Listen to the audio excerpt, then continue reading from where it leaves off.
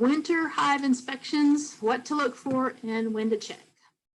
So what I do is I put my bees to bed the weekend after Thanksgiving, because usually I have like 3 or 4 days off work right there. So that's the perfect time to actually schedule a full deep dive, meaning I look at the lid all the way down to under the bottom board. I look at every frame and I look at every box, and I'm thinking in my head as I'm looking at all of this that I don't want to put my bees to bed with any pests in there. So no wax moth damage. I want to find out how much food that stores they have, make sure that there's plenty, make sure those frames are heavy with either honey or heavy with nectar. I'm cleaning up any spider webs. I'm looking at the paint job. Do I need to paint these boxes? Do I need to replace this box? Because Black Friday happens for beekeeping stuff too. So there's lots of sales coming up.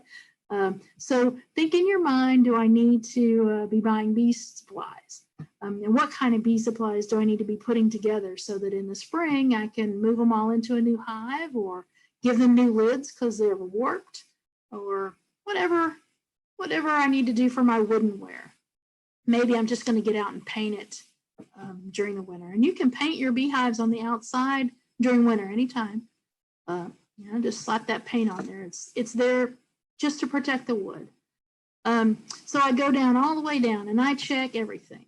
And the last thing I do is I make my wonderful beekeeping assistant, who's there for the heavy lifting, lift the hives from the back end to see how heavy they are.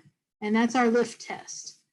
Once he knows how heavy they are, we don't really have to go all the way in each time because it's getting colder and our bees are propolizing all of those seals, and we don't want to break those seals. We don't want to, my boxes are not all brand new. And they've got cracks. I know they have cracks, and those bees have taken care of it. They've propolized them all. So I don't want to break that and have, really windy boxes, even if I do have that barrier for the north wind up against my front entrance.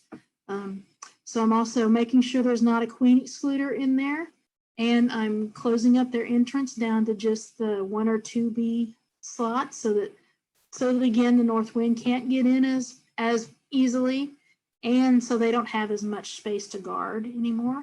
I make sure that I don't have any feeders down at the bottom. I put all the feeders up because the hive is going to be traveling up. Let's see, that's pretty much no queen excluders so that they can all move. Make sure the door's closed, make sure it's all clean.